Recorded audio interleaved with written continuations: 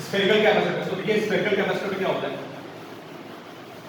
Spherical capacitor में दो spherical shells होती हैं, ठीक है। अब दो तरह के स्फेरिकल कैपेसिटर्स होते हैं, स्फेरिकल शेल। अब इन लोग केस 1 देख रहे हैं। केस 1 में लिखिए when charge is given to inner spherical shell, लिख रहे हैं केस 1 में when charge is given to inner spherical shell and outer shell is grounded। दो केस बनते हैं, ठीक है। मैंने चार्ज को दे दिया,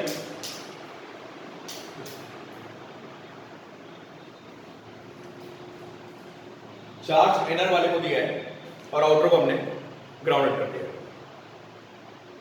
तो अब आपको पता है कि जो आपने अर्थिंग का वीडियो देखा था, है ना, नहीं देखा है जिन बच्चों ने वो जाके देख लेंगे अर्थिंग का वीडियो एक बार। उसमें मैंने आपको बताया था कि अर्थिंग के वीडियो में क्या होता क्या है कि यहाँ पे जो आपका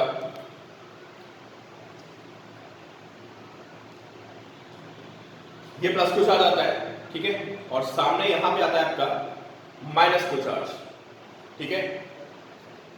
अंदर वाले पे माइनस क्यू,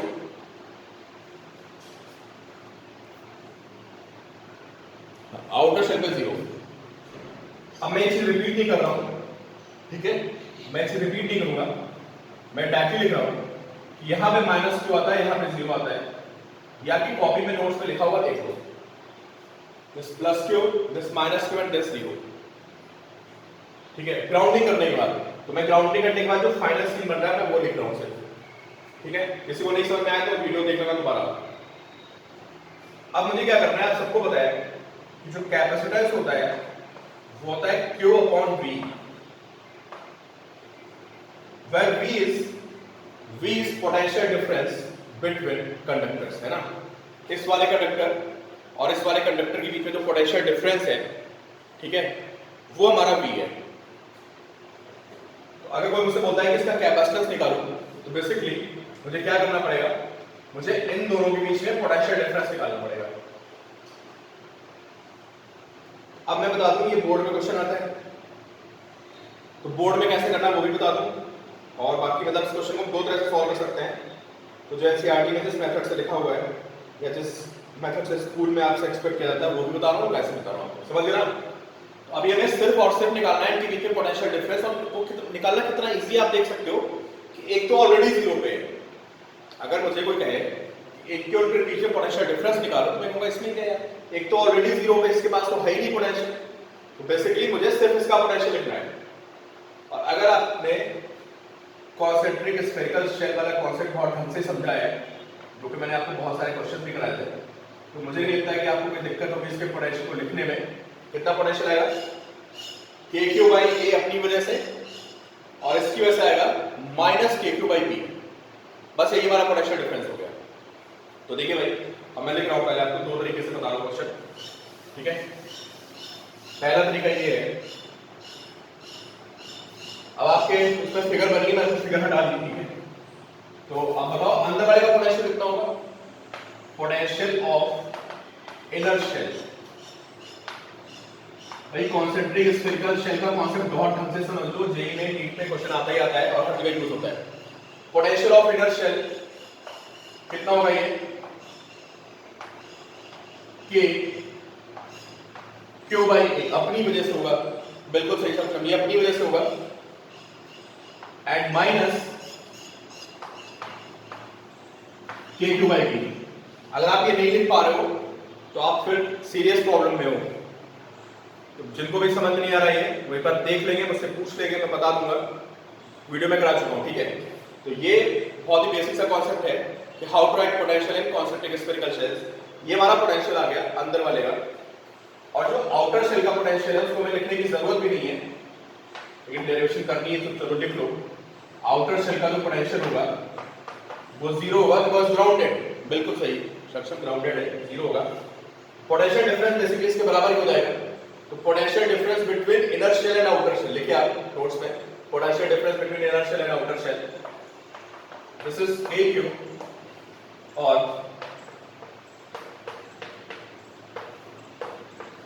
ये वाला पोटेंशियल डिफरेंस आ गया, ठीक है, इनर और आउटर के बीच में। कैपेसिटेंस आप सबको पता है क्या होता है, आप सबको पता है कि capacitance is Q by V। Q by V, जब इसको लिखोगे V को नीचे लाओगे,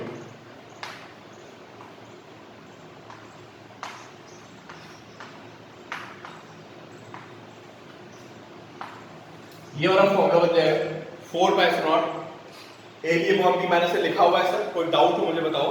और बोर्ड की बहुत ही इंपॉर्टेंट डेरिवेशन है। पैरेलल प्लेट कैपेसिटर सबसे इंपॉर्टेंट था, जो हमने कल पैरेलल प्लेट कैपेसिटर डिस्कस किया सबसे इंपॉर्टेंट था। Then spherical shell. अमन डिफरेंस लिखना है, पोटेंशियल डिफरेंस। आप बात समझ रहे हैं यार, जो सी होता है आप समझ लिया तो C is Q by V। V मतलब उनके बीच का पोटेंशियल डिफरेंस, और डिफरेंस वर्ड हमेशा जब डिफरेंस की बात करते हैं ना तो एब्सोल्यूट होता है। तो यहाँ पे जो हमारा Q बाई V में V होता है तो एब्सोल्यूट वैल्यू होती है, दैट इज एब्सोल्यूट वैल्यू, ठीक है। तो इसलिए हमें इसको पॉजिटिव लाने के लिए हमने दिस माइनस दिस किया है, उल्टा करो माइनस आ जाएगा, ठीक है। हमें पता है कि यहाँ पे कैपेसिटेंस एक पॉजिटिव क्वांटिटी है, तो Q पॉजिटिव है तो V को भी पॉजिटिव लाते हैं, ठीक है। इसलिए हमें पोटेंशियल डिफरेंस में दिस माइनस दिस किया है। तो जब आप Q बाई V करोगे तो ये आपका पोटेंशियल डिफरेंस आ जाएगा।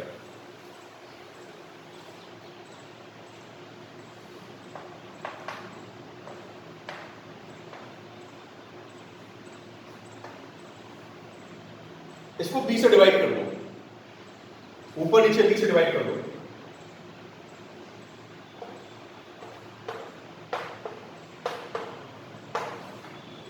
ये बन जाएगा फॉर्मूला। अब देखो बहुत से बच्चों ने लिमिट नहीं पढ़ी है, मुझे बताते हैं लिमिट नहीं पढ़ी सर हमने।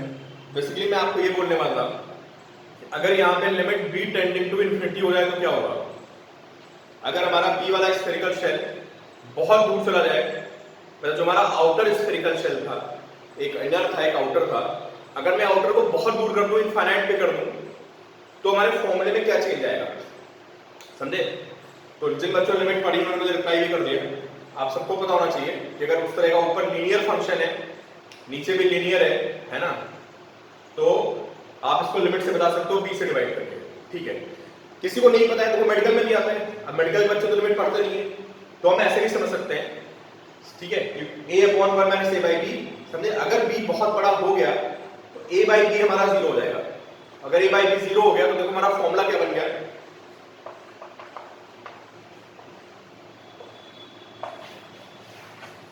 फॉर्मूला बन गया 4 पाई एप्सिलॉन A, कैपेसिटेंस का फॉर्मूला गया। और ये फॉर्मूला आप देख रहे हो जो आपको सबसे पहले दिन मैंने लास्ट टर्म पे करवाया था, स्फेरिकल कैपेसिटर, मतलब जो स्फेरिकल शेल होती है, स्फेरिकल शेल भी एक कैपेसिटर की तरह बिहेव करता है, जिसमें मैंने आपको बताया था कि उसमें हम दूसरे वाले शेल को कहां मान लेते हैं। अरे भाई कैपेसिटर में 2 कंडक्टर होते हैं ना, कैपेसिटर में 2 कंडक्टर्स होते हैं, तो मैंने बताया था कि स्फेरिकल शेल, एक आइसोलेटेड स्फेरिकल शेल भी एक कैपेसिटर होती है, जिसका दूसरा वाला स्फेरिकल शेल कहां पे इन्फिनिटी पे है। तो मैं वही आपको पॉइंट बता रहा हूं, अगर हमारा B टेंडिंग टू इन्फिनिटी हो गया तो हमारा ये कैपेसिटेंस आ जाएगा 4 पाई एप्सिलॉन A, और ये फॉर्मूला हमारा वही बन गया जो हमारा स्फेरिकल शेल का फॉर्मूला होता है, ठीक है।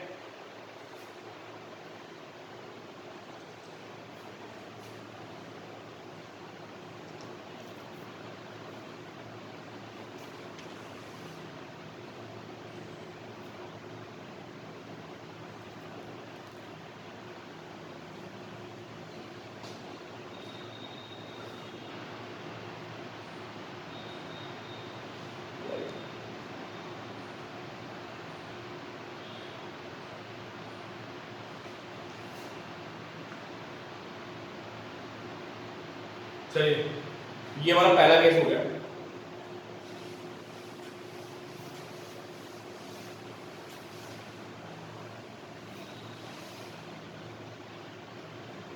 नेक्स्ट लिखिए आप सेकंड केस। सेकंड केस में हेडिंग लिखिए पहले कि charge is given to outer shell, charge is given to outer shell, inner shell is earth. अंदर वाले को ग्राउंड कर दिया, बाहर वाले को चार्ज दे दिया। और आप बात नहीं मानोगे, एक बार जेईई मेंस में बस फॉर्मूला पूछ लिया था, क्योंकि एकेडमिक में तो है नहीं। जब मैंने आपको लिखाया मैंने केस क्या बोला मैंने कि charge is given to outer shell and inner shell is earth grounded, ये हमारा बोर्ड में नहीं है, पहली बात तो नोट कर लेना कि नॉट इन बोर्ड एग्जाम्स।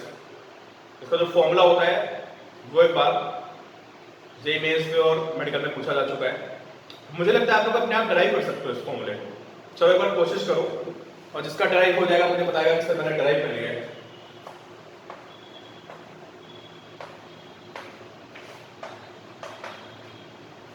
तो आप लोग अपने आप ड्राइव कर सकते हो। फॉर्मूला मैंने लिख दिया है 4 pi epsilon not b square upon b minus a. ठीक है, आप लोग एक बार ट्राई करो और मैं यहाँ पे ट्राई करता हूँ प्रॉपर उसको। ठीक है, तुम्हारा केस नोट कर लेना 4 pi epsilon not b square upon b minus a. ठीक है, ताने आपने सही बताया, आपने हिंट दे दी। तो केस क्या है कि हमारे पास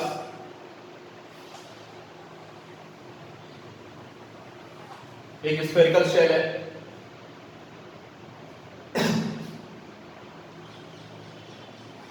इसमें चार्ज इसको दिया है, चार्ज हमने दिया ऊपर वाले, इस बार चार्ज प्लस क्यू बाहर नहीं। यार पिछले में देखो चीज रह गई, पिछले क्वेश्चन में एक चीज रह गई, उसको समझ नहीं आया, रिएक्शन रुक लो। पिछले में मैंने आपको एक मेथड बताया ना, एक मेथड और होता है। दोबारा उसका जो पिछले क्वेश्चन किया है, जो मैंने डिराइव किया, बोर्ड में भी आता है। ठीक है, तो देखो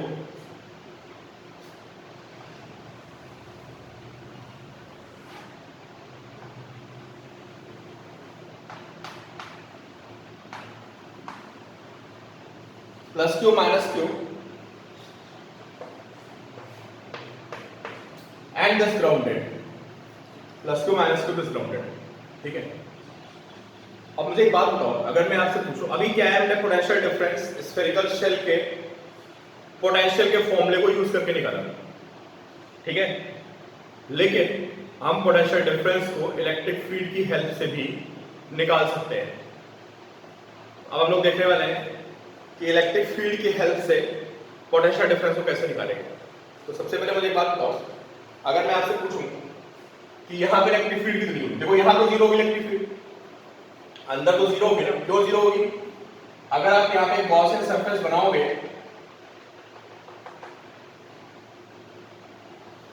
अरे स्फेरिकल सरफेस जीरो होती है। ठीक है सत्यम, वेरी गुड, तो सत्यम ने ड्राइव भी कर लिया। हाँ, शेल के साइड फील्ड जीरो होती है। अभी मुझे ये कौन बताएगा? अच्छा चलो देखो, पहले मैं आपको कोई बात नहीं बता पाया कि इलेक्ट्रिक फील्ड सिर्फ यहां से यहां तक है। इलेक्ट्रिक फील्ड सिर्फ प्लस से माइनस तक है, अंदर इलेक्ट्रिक फील्ड जीरो है और इसके बाहर भी इलेक्ट्रिक फील्ड जीरो है। बाहर आप समझ रहे हो क्यों जीरो है? अब बाहर जीरो होने के मैं दो तरह से समझा सकता हूं। दो तरह से कैसे समझाऊंगा मैं कहूंगा पहला तरीका तो है कि यहां पे गॉसियन सरफेस बनाओ। स्फेरिकल शेल में जब भी इलेक्ट्रिक फील्ड निकालनी होती तो आप सबको पता है हाँ कि यहां पे गॉसियन सरफेस बना दो, फ्लक्स आएगा E into 4 pi R square, flux आएगा E into 4 pi R square अगर E इलेक्ट्रिक फील्ड है तो। लेकिन उसके अंदर नेट चार्ज जीरो है, this plus Q and this minus Q, समझ गया? तो यहां पे प्रूफ कर सकते हैं कि बाहर इलेक्ट्रिक फील्ड जीरो है, जस्ट ऐसा मैंने आपसे पूछ लिया। सिमिलरली अंदर भी फील्ड जीरो है, तो फील्ड यहां से यहां तक है। एनसीईआरटी में और आपके स्कूल में इसी तरह से कराया जैसे मैं आपको करा रहा हूं। अब आपको क्या लिखना है? This radius A, this radius B। अगर मुझे यहां पे इलेक्ट्रिक फील्ड निकालनी है तो मैं गॉसियन सरफेस बनाऊंगा, और आपको पता होना चाहिए स्फेरिकल गॉसियन सरफेस से जो फ्लक्स होता है वो होता है E into 4 pi R square, और जो चार्ज आता है वो अंदर का चार्ज आता है, this charge which is Q is equal to Q by epsilon naught. तो यहां से हमारी जो इलेक्ट्रिक फील्ड आएगी वो आएगी, ये हमारी इलेक्ट्रिक फील्ड आएगी। अब शॉर्टकट से मैं आपको पता क्या समझाता? शॉर्टकट से मैं आपको ये समझाता कि यार स्फेरिकल शेल के अंदर तो फील्ड होती नहीं है, तो मैं आपको ये बोलता कि भाई इस माइनस क्यू की फील्ड नहीं आएगी। सबको पता है ना कि स्फेरिकल शेल अगर कोई है तो उसके अंदर के हर पॉइंट में जो पोटेंशियल होता है अपनी वजह से, जो अपनी वजह से अंदर के हर पॉइंट पे पोटेंशियल सेम होता है, और अपनी वजह से भाई कोई और चार्ज तो उसकी फील्ड आएगी, लेकिन स्फेरिकल शेल को अगर चार्ज कर दिया जाए तो अंदर के हर पॉइंट पे फील्ड जीरो होती है। ऑल्टरनेटिवली मैं ये कह सकता था कि भाई अगर मुझे यहाँ फील्ड निकालनी है, इस पॉइंट पे फील्ड निकालनी है, इसकी फील्ड को मत देखो क्योंकि ये हमारी शेल है और ये इसका अंदर का पॉइंट है।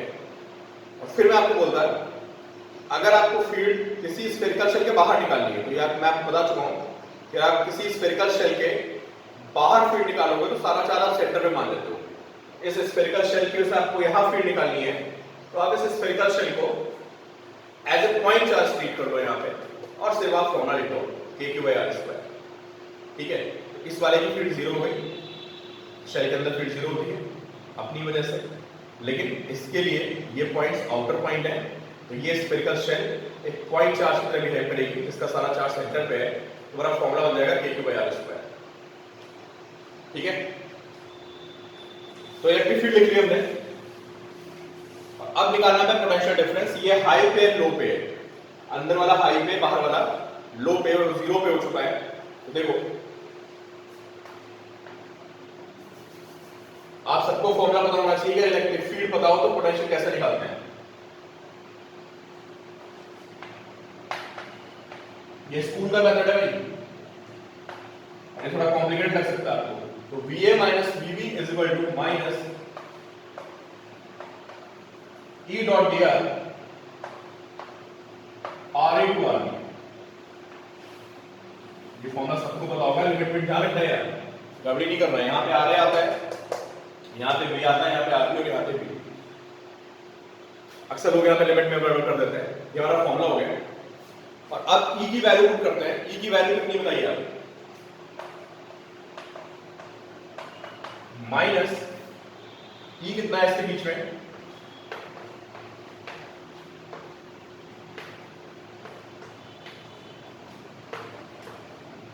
D डॉट dr आ गया। RA के प्लेस पे सिर्फ RA मतलब पोजीशन, इसके प्लेस पे A आएगा और RB के प्लेस पे B आएगा। लिखो पहले अंदर,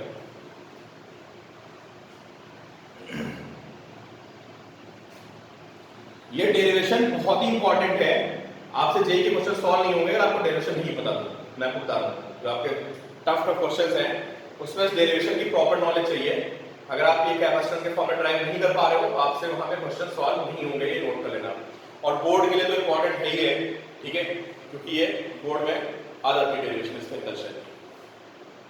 तो लिख लिया आपने। अब सारा क्वेश्चन बाहर निकालेंगे, कांस्टेंट को बाहर निकालने में वैल्यू आएगी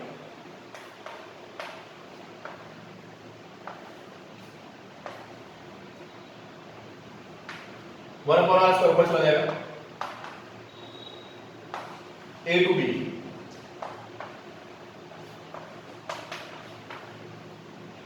इंटीग्रेशन आएगा n plus one upon n plus one,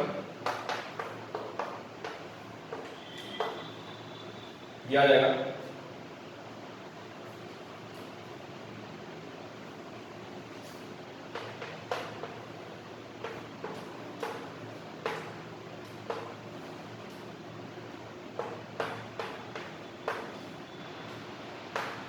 ये माइनस वन अपॉन आर बन जाएगा A से B,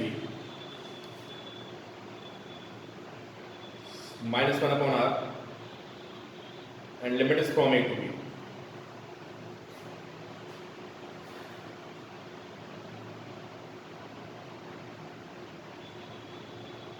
और जब फॉर्मूला फाइनली पुट करोगे, सॉल्व करोगे तो आपको पता चलेगा कि V की वैल्यू आ रही है 1/4πε0 एंड 1/a माइनस 1/b। तो ये मेथड एनसीईआरटी में दिया हुआ है, ठीक है। इस तरह से you will find potential difference. बात समझ में आ रही है? थोड़ी ज्यादा कसरत हो गई हमारी, है ना। पहले हमें इलेक्ट्रिक फील्ड निकालनी पड़ी उसके बीच में यूजिंग गॉस थ्योरम या शॉर्टकट से, जैसे भी आप बोले। इलेक्ट्रिक फील्ड निकालने के बाद फिर उसको इंटीग्रेट मारा प्रॉपर लिमिट रख के। यहाँ काफी गड़बड़ करते हैं बच्चे, कभी माइनस साइन नहीं लगाते, कभी लिमिट उल्टी सीधी कर देते हैं। लेकिन ध्यान रखना ये हमारा पोटेंशियल डिफरेंस का फॉर्मूला है। चलो तरीका आपको समझ आ गया होगा। हाँ वो इजी था तान्या, ऑफ कोर्स वो हमारा इजी था, ठीक है, बट नॉट हाईली रिकमेंडेड, क्योंकि एनसीईआरटी वगैरह जो होता है ना, तो कभी कभी टीचर एक्सपेक्ट करते हैं कि आप उसी तरह से लिखो, ठीक है। तो मैंने बोला है कि वो हमारा इजी था, उसमें कुछ नहीं था, लेकिन बोर्ड के पॉइंट ऑफ व्यू से हमें इसको फॉलो करना है। ये वाला सेक्शन, ये वाला जो भी कराया आपको स्कूल में ऐसे करना है। चलिए अब आते हैं लोग सेकंड केस में। तो किस किस का आंसर आ गया सेकंड केस में? वैसे एक बच्चे ने बोला कि सर मैंने डराइव कर लिया है, ठीक है, दो लोगों ने डराइव कर लिया, चलो समझते हैं, ठीक है तान्या वेरी गुड, दो स्फेरिकल शेल हो गई, देखो दो तीन बच्चों ने डराइव भी कर लिया, ठीक है। तो किसको ग्राउंडेड किया इस बार? इसको ग्राउंडेड मारा है, ठीक है, और इसको चार्ज दिया क्यों? बढ़ते आगे भी है ना, तो क्या बताया आपको? चार्ज दिया आउटर को, इसको ग्राउंडेड कर दिया। अब मैं वो रिजल्ट डायरेक्टली यूज करूंगा जो मैंने आपको डराइव करवाया था। तो मुझे एक बात बताओ कि इस पे कितना चार्ज आता है, मुझे कौन बताएगा? जब इसको ग्राउंड करते हैं, जिन्होंने वीडियो नहीं देखी वो देख लेंगे, अर्थिंग ऑफ स्फेरिकल शेल के नाम से वीडियो पड़ी हुई है। मैथ इस पे कितना चार्ज आएगा? इस पे ग्राउंड से कितना चार्ज फ्लो करेगा? Minus Q A by B. Good, बिल्कुल सही। अब क्या आपको याद होना चाहिए, मैं इसको दोबारा डिस्कस नहीं करने जा रहा, क्या आपको पता होना चाहिए, तो यहां पे चार्ज आएगा, this charge is minus Q A by B. अब मैं ये कॉन्सेप्ट यहां पे डायरेक्टली यूज कर रहा हूं, इसके पीछे लंबी सी पूरी वीडियो थी। ये चार्ज हमारा minus Q A by B होगा। सॉरी क्लियर हुआ? नॉट क्लियर हुआ? तुम लोगों को पार्ट क्लियर है सबको? अभिषेक क्लियर है? ठीक है, this charge is minus Q A by B, ठीक है।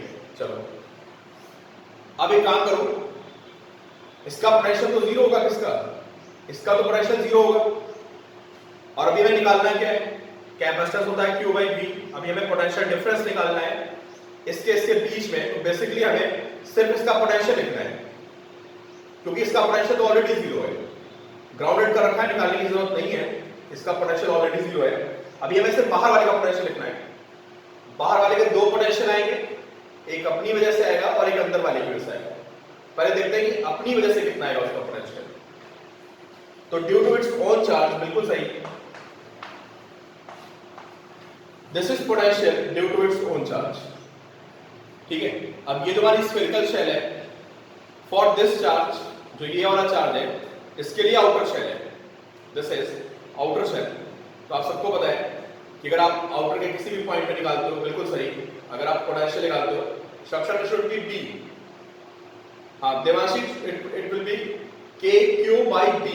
ये radius, this radius is B, this radius is B, इसलिए तो यहां पे पोटेंशियल आएगा बिकॉज ऑफ दिस चार्ज। एल्वा रिकॉर्ड हो रहा है बेटा? रिकॉर्ड हो रहा है। तो दिस यहां पे पोटेंशियल आएगा, हाँ ठीक है।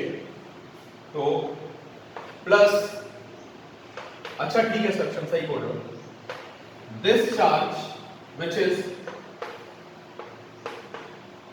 माइनस क्यू बाई बी, ठीक है, and this point which is outside point of this spherical shell. तो अगर स्फेरिकल शेल के बाहर पॉइंट होता है तो शायद मैं 50वीं बार आपको क्लास में बोल रहा हूँ, अगर स्फेरिकल शेल के बाहर पॉइंट होता है तो हम इसको एक पॉइंट चार्ज सीधे ट्रीट करते हैं और के क्यू बाई आर का सीधे फॉर्मूला लगा देते हैं। आर के प्लेस पे हम बी आ जाएगा, तो दिस, ये हमारा पोटेंशियल आ जाएगा। अब आगे तो मैं सॉल्व नहीं कर रहा, आगे आपको करना है क्यू बाई बी।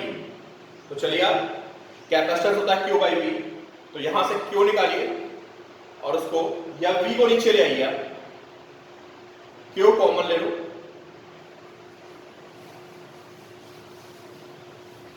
मैं यहां पे क्यू के क्यू कॉमन ले लिया मैंने, तो 1 by B minus a by B square, this is b, Q by B करोगे आप 1 अपॉन के, एंड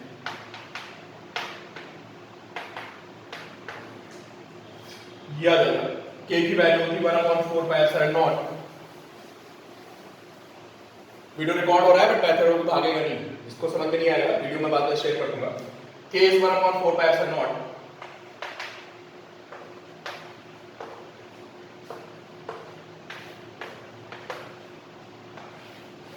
ये वाला फॉर्मूला है 4 pi epsilon naught b square upon b minus a। अब आप सोच लो फॉर्मूला कितना इंपॉर्टेंट है कि जे मेंस में एक बार फॉर्मूला ही पूछ लिया था अभी बहुत रिसेंटली यार 2-3 साल पहले कि अगर हम उसको ग्राउंड कर दें तो बताओ पोटेंशियल का फॉर्मूला क्या बनेगा। और इस पे कोई क्वेश्चन नहीं बनता फिर इस पे सीधे हाई फाई क्वेश्चन बनते हैं कि वो डिफिकल्ट वाले। आसान कोई क्वेश्चन नहीं बनेगा इस पे, सिर्फ फॉर्मूला पूछेगा बस। ठीक है, इसका फॉर्मूला बताओ। तो 4 pi epsilon naught b square upon b minus a।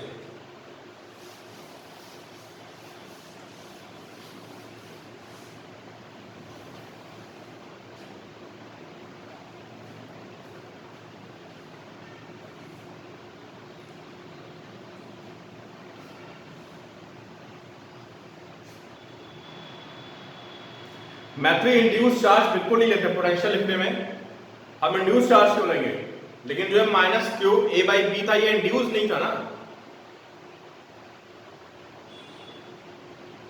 Outer वाले को इन्फिनिटी पे ले जाए तो वैलिड नहीं रहेगा। अभी देखते हैं।